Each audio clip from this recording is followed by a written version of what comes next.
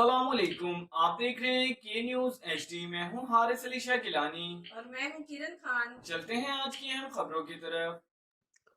رخ کریں گے سندھ کے شہر شہداد پور کا۔ شہداد پور ایس ایس پی سانگڑ نے سانگڑ پولیس کی سال 2022 کی کارکردگی کی رپورٹ جاری کر دی۔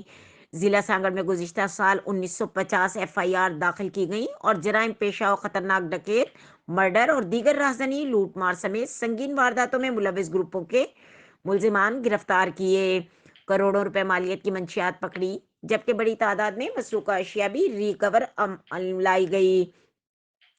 S S P Sanghar Bashir Ahmed Brohi کی زیر نگرانی سال 2022 کے دوران سانگڑ پولیس کے جوانوں نے بہترین حکمت عملی اور پیشہ ورانہ طریقے سے چاق و چوبند ہو کر اپنے فرائض سر انجام دیے۔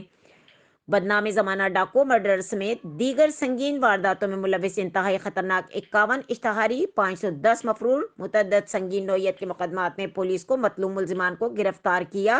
کامیاب کریک ڈاؤنوں کے دوران منشیات اسمگلنگ کرتے ہوئے مجموعی طور پر 1 عدد L P G gas tanker, 3 عدد کرولا گاڑیاں، 1 عدد مہران کار، 14 عدد موٹر سائیکلیں، 2 عدد رکشے کو بھی پولیس نے اپنی تحویل میں لے لیا۔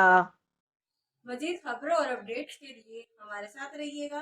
تب تک کے لیے اپنا خیال رکھیے گا۔ اللہ حافظ۔